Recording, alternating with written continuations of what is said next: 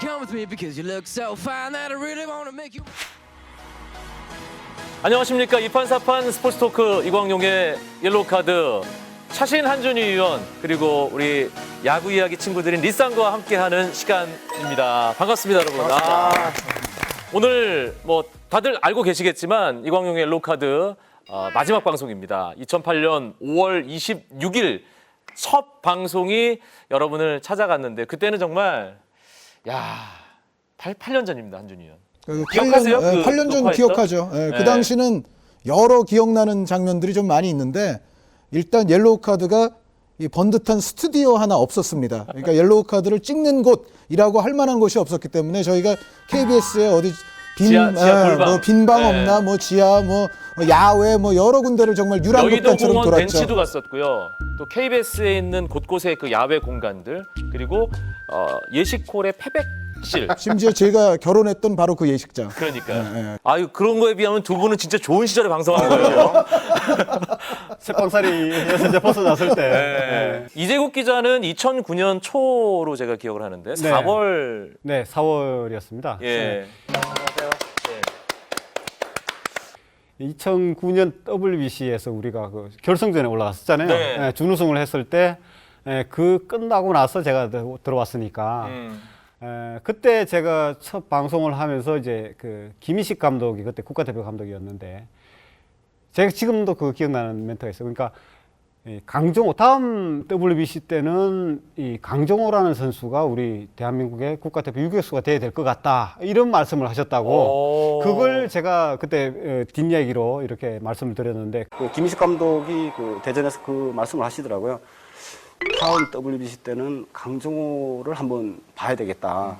그때만 해도 사실은 강정호 선수 그전 해에 특별하게 눈에 띄는 활약이 아니었거든요. 첫 풀타임을 뛰었고 그리고 지금은 이제 메이저리그까지 진출했으니 세월이 그만큼 지금 많이 흐른 것 같아요.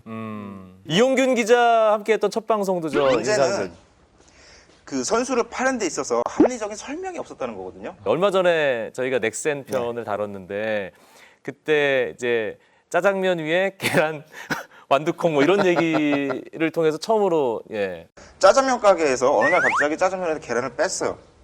그러면 계란을 왜 뺐는지 얻은 걸 넣어서 맛있게 만들어서 얘기해 줘야 되거든요. 맞아요. 저는 2010년 2월 그때였던 것 같아요. 2010년 2월에 첫 방송을 했고 제가 그때 가운데 앉아 있었더라고요. 가뜩이나 큰데 가운데 앉아 있으니까. 근데 그때랑 지금이랑 많이 달라졌어요. 많이 달라졌어요. 비교하는 화면 좀 띄워주세요. 그때는 그냥 그 왜 우량아 있잖아요. 우량아 선발 대회에 그렇죠. 출전할 것 같은 그런 이미지.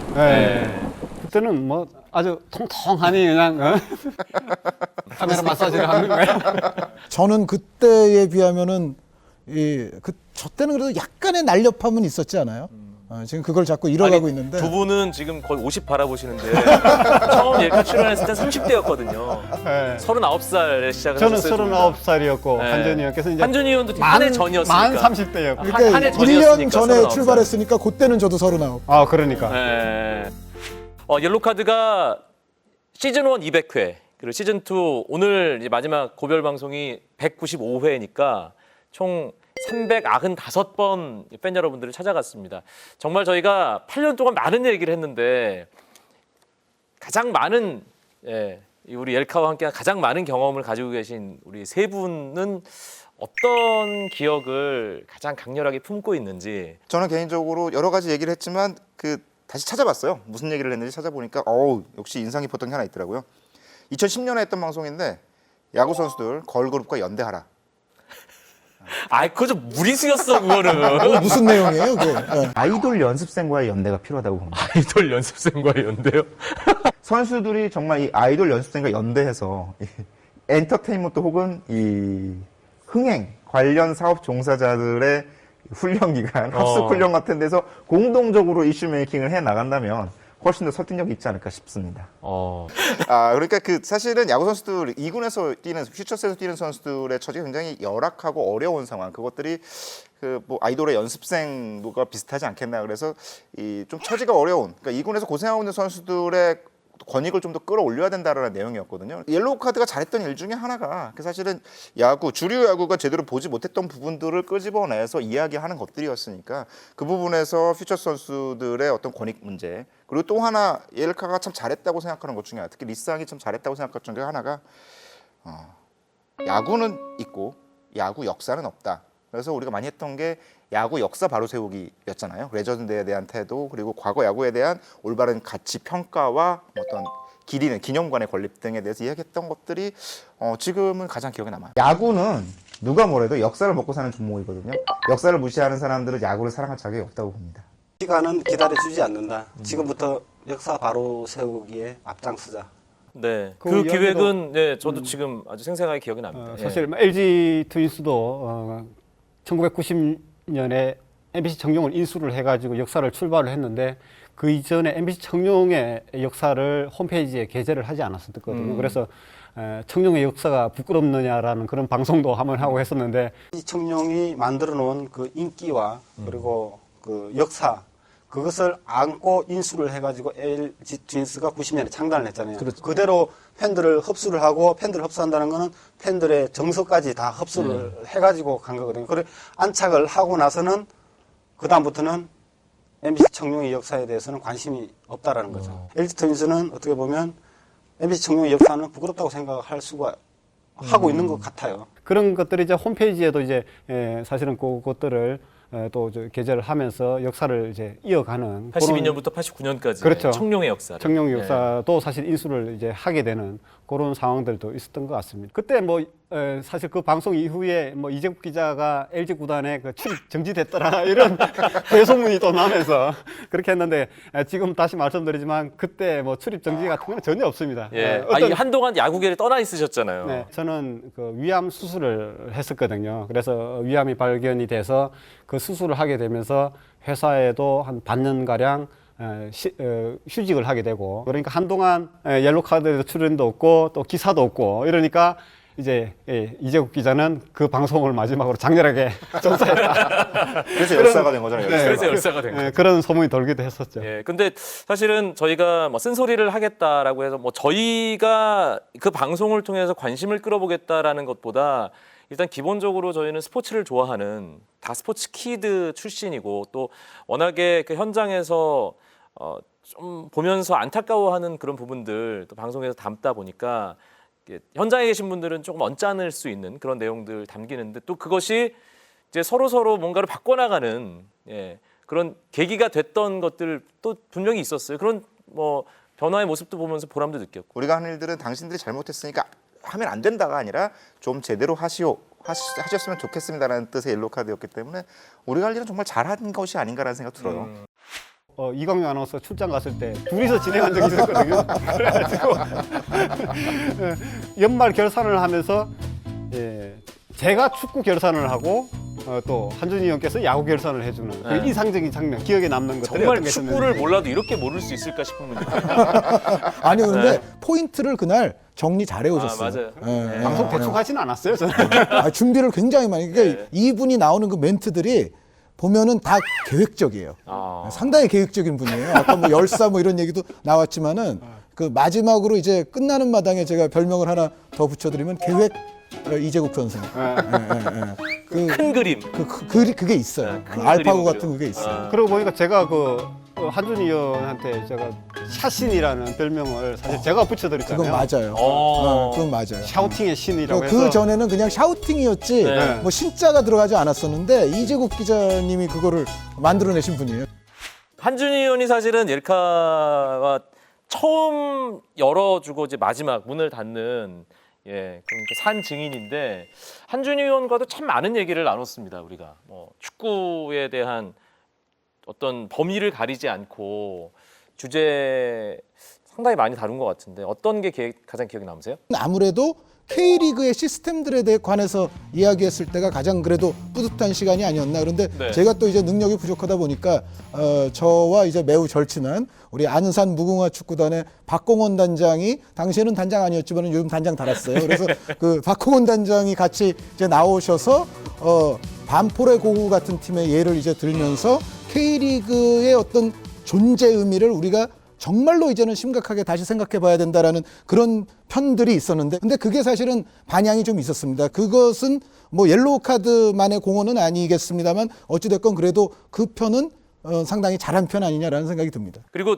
저 개인적으로는 옐로우 카드가 참 제게 여러 가지 선물을 줬는데, 옐카를 통해서 정말 많은 인연을 만났잖아요. 지금 앉아 계신 분들도 그렇지만 지금 뒤에 나와 있는 수많은 선수들, 또 저희가 또 키워가지고 해외에 보내서 해외 진출을 하려면 옐카를 거쳐야 된다. 하여튼 전 뭐 수많은 선수들이 있습니다만, 그래도 저는 2009년을 시작하면서 출연했던 기성용 선수와 김현수 선수와 인터뷰는 사실은 오래도록 잊지 못할 것 같아요. 그 두 선수는 정말 그때는 옐로우 카드라는 방송을 잘 사람들이 모르던 시기였는데 흔쾌히 출연해주고 또 재밌는 시간을 꾸며주고, 그 이후에도 이제 간간히 또 출연을 하면서 실제로 기성용 선수는 가장 많이 옐로우 카드와 함께했던 현장의 선수고요. 또 김현수 선수도 볼티모어 가기 전에 독점 인터뷰를 옐카에 선물을 해주고. 뭔가 열악했을 때 도와준 친구들은 못 잊죠. 더 기억이 나죠. 절대로 못 잊죠. 우리 인생이 그런 법이죠.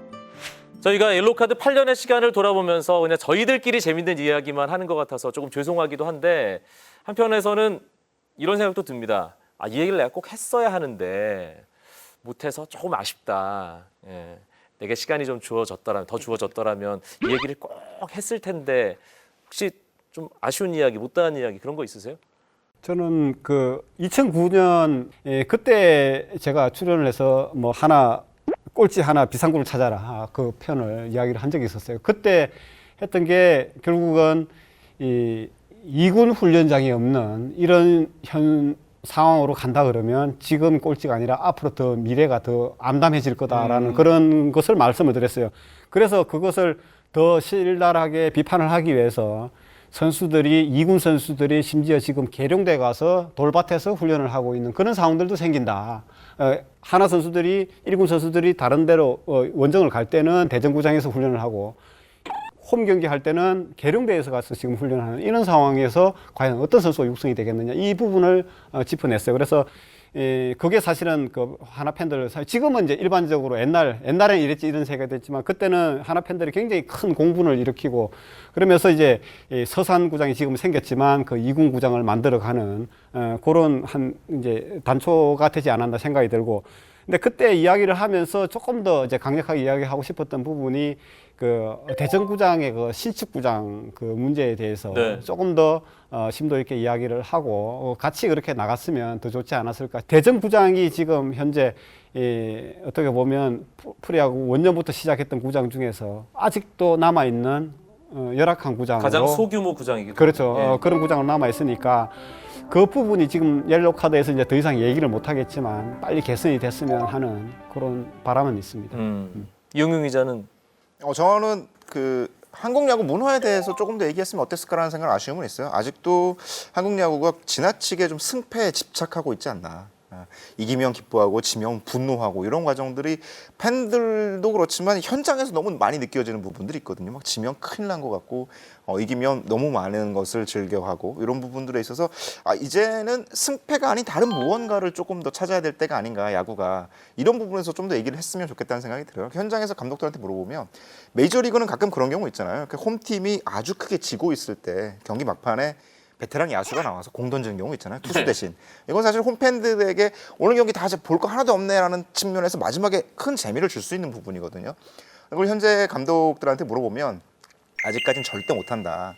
무슨 욕을 먹으려고 내가 그거를 하냐라는 반응인데, 그런 문화들도 바꿔갈 수 있는 어떤 분위기를 만들어가는 역할들을 옐로우 카드가 좀 더 할 수 있지 않았을까 하는 아쉬움은 있어요. 그 문화 말씀을 하셔서 네. 사실은 뭐 저도 간단히 한 말씀만 더 드리자면, 우리가 뭐 기본적으로는 보통 뭐 프로 야구, 뭐 프로 축구, 국가대표 또 축구, 뭐 정말 유럽의 탑 클래스 축구 뭐 이런 얘기들을 주로 하지 않습니까? 그런데 사실은 축구도 뭔가 좀 풀뿌리 축구에 관한 아마추어, 학원 스포츠 이런 것에 관한 문화적인 어떤 풍토적인 그런 문제점에 관한 이야기를 좀 더 했으면 좋았을 것 같다. 물론 클릭 수는 잘 안 나왔을 수도 있습니다. 어떤 정말 우리가 그래도 클릭 수 나오려면은요, 뭐 기성용, 뭐 박지성, 뭐 이제 이런 카드가 사실은 클릭수 잘 나오는 건 맞습니다. 바르셀로나. 근데, 뭐 챔피언스리그 결승, 뭐 이제 그런 게 필요하긴 하지만은 그렇다 하더라도 정말 옐로우 카드의 원래의 정신과 취지를 조금 더 살렸더라면 맞아요. 어떻게 보면 좀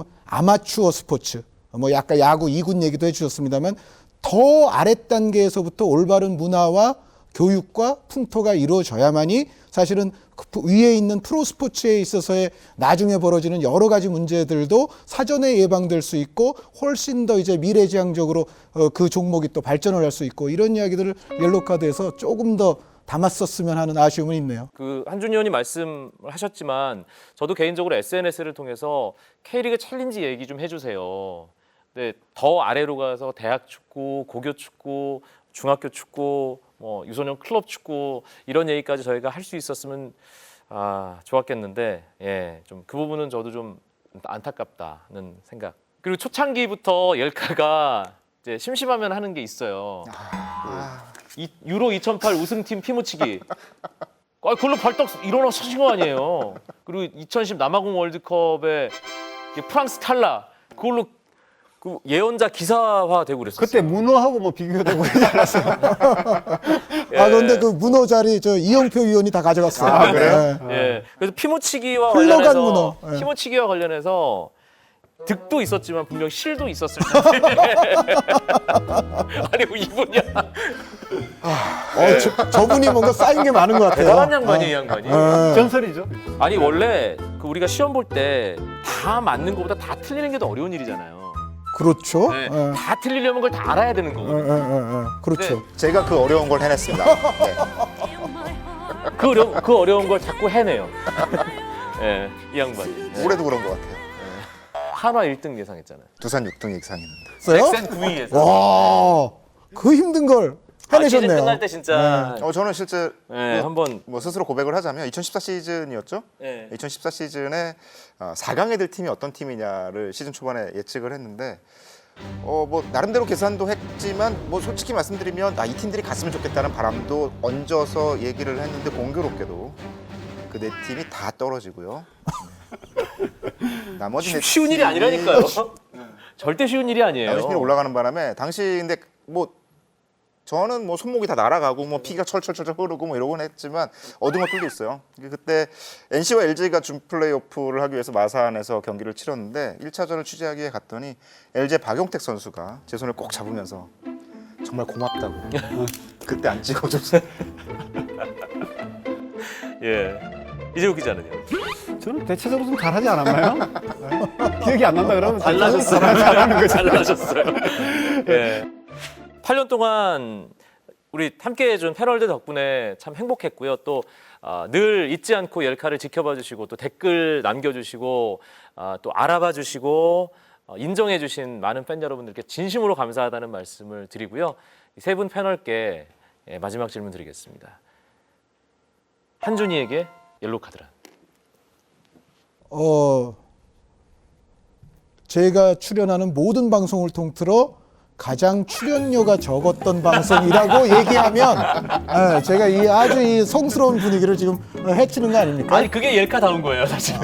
그게 옐카다운 거예요. 근데 뭐 그거는 팩트긴 한데 그 말씀을 드릴 필요는 없고 저에게 있어서 옐카란 저는 사실 이 옐카를 통해서 이게 우리 스포츠 이러한 이야기를 팟캐스트, 인터넷 홈페이지에서 하는 방송하는 형태로는 저는 한국에서 최초였다고 알고 있습니다. 그래서 사실은 여기에 참여한 것 자체가 굉장히 영광스러운 면이 있어요. 그래서 사실 이 방송을 통해서 좀 더 많은 이야기를 하고 싶었는데 저에게는 약간 회한과 아쉬움도 조금 남겼던 방송이에요. 그러니까 그럼에도 불구하고 참 말 못할 것들이 왜 이렇게 우리 사회에는 많은지 어떻게 보면 제가 그런 면에서 조금 과감하지는 못했었는데 그럼에도 어찌됐건 이 옐로우 카드가 뭐 종목을 막론하고 굉장히 한국 스포츠와 한국 스포츠 방송에 있어서 저는 중요한 디딤돌이자 역할을 했다고 생각을 하거든요. 거기에 이제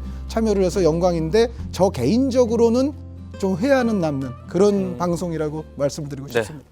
출연료 많이 못 챙겨드려 죄송합니다. 이용균에게 옐카란? 저는 예전에 200회 했을 땐가 그때도 블로그에 한번 쓴 적이 있는 것 같은데 옐로우 카드라는 것은 우리 사회 스포츠가 갖고 있는 블라인드 사이드를 지켜주는 역할. 사실 블라인드 사이드라는 말은 NFL에서 나온 거잖아요. 미식 프로풋볼에서 쿼터백이 공 던지는 순간에 생기는 사각, 이 부분을 블라인드 사이드라고 그러는데 그 부분을 태클들이 지켜주거든요. 이 태클의 역할을 옐로우 카드가 하지 않았나 생각이 들어요.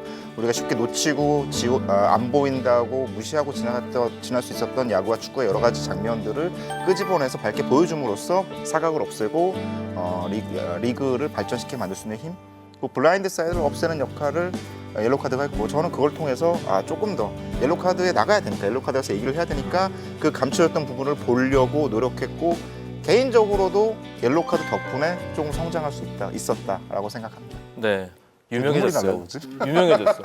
이재국에게 엘카란. 저는 가족이고 사랑방이고 밥이다, 그런 말씀을 드리고 싶어요. 왜냐하면 말씀드렸지만 저는 그 2011년에 제 인생에서 가장 큰 고비를 만났었거든요. 위암 수술을 받고 사실은 수술을 하고 나서 저는 강원도에 가서 요양을 하고 이제 몸을 회복하고 그런 상황이었는데, 그것을 옐로우 카드가 기다려줬어요. 그러니까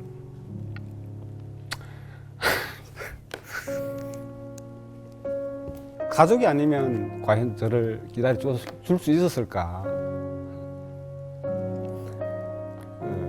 이광용 아나운서가 걱정하지 말고 몸 회복해서 돌아오라, 이런 이야기를 하더라고요.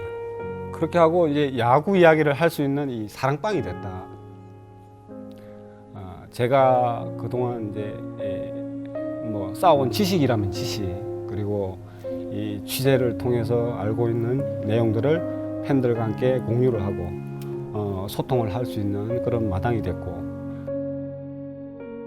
뭐 사실 1회부터 395회죠. 오늘까지 한 2번 정도 빠진 것 같은데. 두 번 정도. 이광용 씨 빠졌을 때는 어쨌든 제가 진행했어요. 맞아요. 예. 하여튼 사실 이렇게 말씀드리고 싶은데, 그러니까 저를 키운 건 파라리 엘카가 아닌가. 엘카가 있었기 때문에 제가 스포츠를 이제 벗삼아 방송을 하는 사람으로서 더 팬들에게 가까이 다가갈 수 있었다는 생각이 들고요. 8년 동안 함께해 주신 팬 여러분들께 정말 감사하다는 말씀 다시 한번 드리고 싶고요. 엘카는 이별하지만 또 스포츠를 사랑하는 저는 또 다른 스포츠 현장에서, 또 다른 스포츠 방송에서 여러분들과 늘 함께 할 것을 굳게 약속드리겠습니다. 8년 동안 함께해 주셔서 정말 고맙습니다. 고맙습니다. 이광용의 옐로우 카드를 8년간 애청해 주신 모든 팬 여러분들께 진심으로 감사를 드립니다. 여러분들의 사랑과 질책이 있었기에 이광용의 옐로우 카드가 여기까지 올 수 있었다는 생각이고요. 앞으로도 더 나은 축구 방송, 더 나은 스포츠 방송을 위해서 노력하도록 하겠습니다. 감사합니다. 이렇게 시간이 빨리 흐르나 싶기도 하고요. 그리고 그동안 해왔던 이야기들을 생각을 다시 해보니까 참 많은 이야기들을 했구나, 그런 생각도 들고, 또 부족한 부분들이 많았음에도 불구하고 항상 격려해 주시고, 또 잘못된 부분에 대해서는 질책해 주신 분들, 모든 분들께 감사드리고, 옐로우 카드를 통해서가 아니라 이제는 앞으로 기사를 통해서 야구 팬 여러분과 함께 더 많은 얘기들을 나누도록 하겠습니다. 그동안 정말 고마웠습니다. 미네소타 트윈스의 전설적인 선수 마이클 커다이어라는 선수가 있는데요. 이 선수가 지난 시즌이 끝나고 은퇴를 하면서 이런 얘기를 했어요. 나는 정말 명예의 전당에 오를 만한 뛰어난 선수들, 그리고 뛰어난 감독들과 함께 뛸 수 있었던 행운을 가진 선수였다 라고 얘기했고, 나는 돈과 명예를 바라보고 야구를 한 적이 한 번도 없지만 야구는 나에게 그 두 개를 모두 다 가져다 줬다라고 얘기했거든요. 옐로우 카드 하는 동안 정말 많은 좋은 분들, 이원영 아나운서, 이재국 선배, 한준희 의원 모두 정말 뛰어난 사람들과 함께 할 수 있었던 행운을 굉장히 크게 누렸던 지난 시간이었고요. 마찬가지로 뭐 돈이나 명예를 바라고 옐로우 카드를 한 적이 없었지만 그보다 훨씬 더 좋은 걸 얻었다고 생각이 듭니다. 커다이어가 마지막으로 했던 말이 있는데요. 커다이어 좌우명이 그거라고 그래요. Play hard and dream big. 여러분들도 모두 열심히 일하시고 큰 꿈 꾸시기 바랍니다. 감사합니다. 8년 동안 옐로카드와 함께해서 정말 행복했습니다. 예, 여러분들 이 방송이 별 볼 일 없을 때부터 알아봐 주시고 인정해 주시고 격려해 주시고 응원해 주시고 모든 분들 정말 감사하고요.